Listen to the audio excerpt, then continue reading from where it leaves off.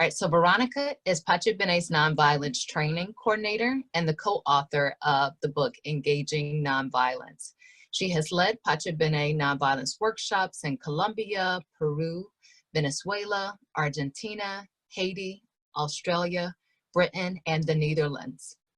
A Zen Buddhist, she is conversion in 6 different languages, and she lives in Montreal, Canada. Veronica will be sharing and leading this section on nonviolent practices. Welcome, Veronica. Thank you, Kit, and thank you everybody who's here today. What a pleasure, what an honor it is. So I will share with you today the journey of a man who practiced personal, interpersonal, and social global nonviolence.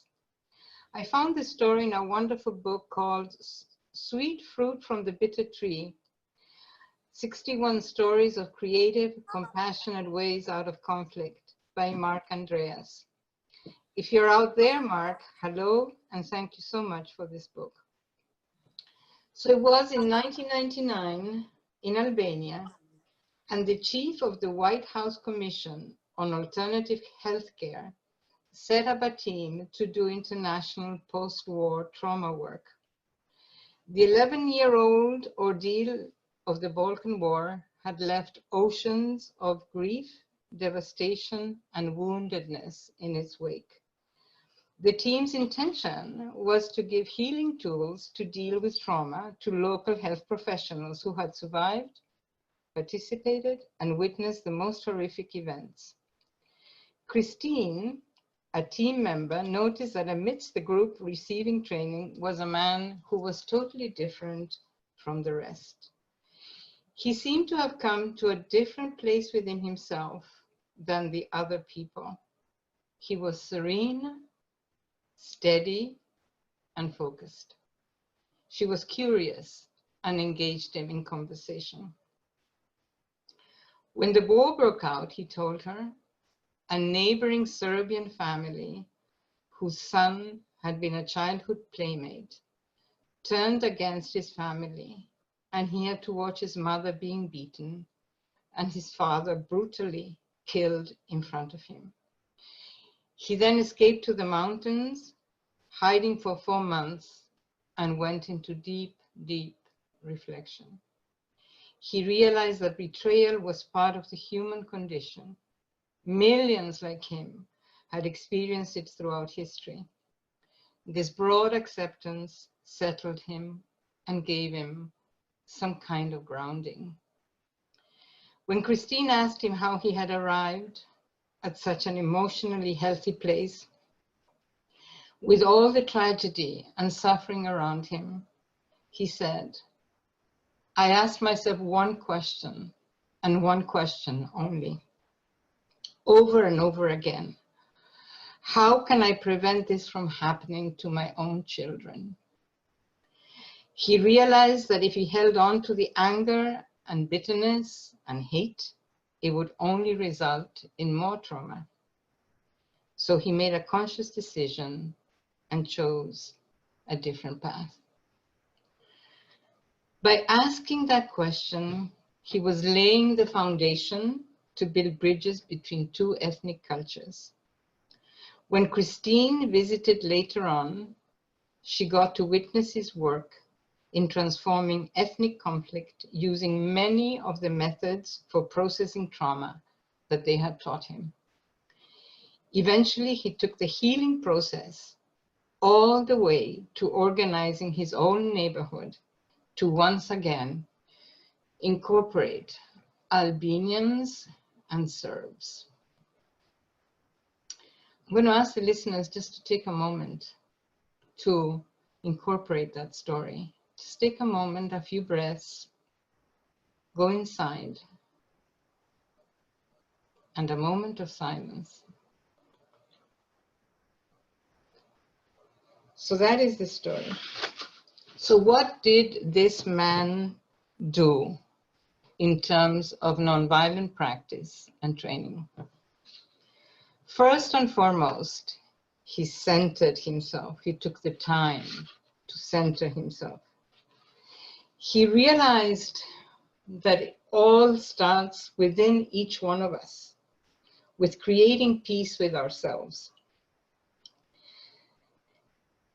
Then he took stock of the situation in terms of a larger narrative, the human condition itself. He heard the cries of the world since the beginning of recorded time. His pain was not unique. It was the shared pain of humanity. He took a good long look at what most people work very hard at ignoring. We have a horrific history of violence, and unless we change, it will continue. He courageously accepted what is, exactly like Richard Rohr said. He courageously accepted what is, but was not indifferent, and that's the difference. This recognition opened his heart to universal compassion. He then connected to what he cared for most in the world, his own children. And from that place of infinite love, he asked himself the one question, and one question only. How can I, my little self, contribute to leave them a different legacy? And by answering that question within, he made a decision and an intent that the violence would stop in him. He would not give it continuity. That vengeance and the dynamic of an eye for an eye would not take over. He did not transmit his pain. He went ahead and did the required work on himself. He said a huge yes to life and a huge no to hopelessness and inertia.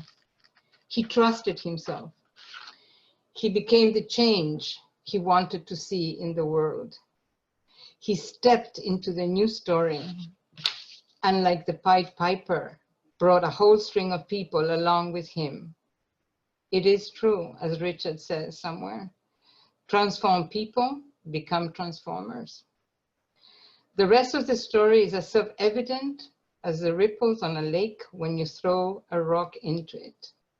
The rock was his own journey, his lived experience, his gift to us all in this very moment, 21 years later. So isn't that the one question we all need to be asking ourselves? What kind of world do we want for our children? Isn't it true that deep down, we all want a world of peace and harmony where we can contribute to each other's well-being? And the next question, the obvious question, is where do we start? Where are the tools to support that endeavor?